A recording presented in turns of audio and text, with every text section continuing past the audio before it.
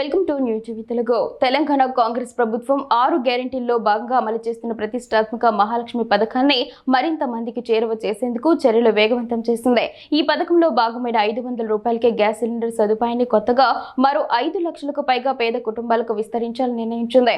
ఇందుకు సంబంధించిన అర్హుల జాబితాను పౌర సరఫరాల శాఖ సిద్ధం చేసి ఆమోదం కోసం ఆర్థిక శాఖకు పంపింది. ఆర్థిక శాఖ నుంచి గ్రీన్ సిగ్నల్ లభించి నిధులు విడుదలైన వెంటనే కొత్త లబ్ధిదారులకు సబ్సిడీ అందనుంది. ప్రస్తుతం రాష్ట్ర వ్యాప్తంగా 42.90 లక్షల కుటుంబాలు ఈ పథకం ద్వారా లబ్ధి పొందుతున్నాయి.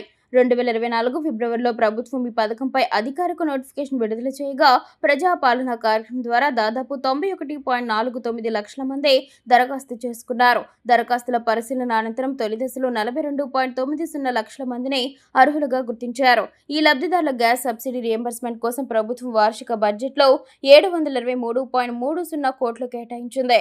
రాష్ట్రంలో 1.20 కోట్లకు పైగా గ్యాస్ కనెక్షన్లు ఉన్నప్పటికీ తెల్ల రేషన్ కార్డు ఉన్న కుటుంబాలకి ఈ పథకాన్ని వర్తింపజేస్తున్నారు. గతంలో వివాహం చేసుకుని కొత్తగా కాపురం పెట్టిన జంటలకు వేరుగా రేషన్ కార్డులు లేకపోవడం, ఒకే ఇంట్లో 2 కుటుంబాలు ఉన్న ఒకే కార్డు ఉండడం వంటి కారణాలతో చాలా మంది అర్హులు పథకానికి దూరమయ్యారు. అయితే ప్రభుత్వం 2025 జనవరి నుంచి 2026 జూలై మధ్యకాలంలో పెద్ద ఎత్తున కొత్త రేషన్ కార్డులను జారీ చేసింది.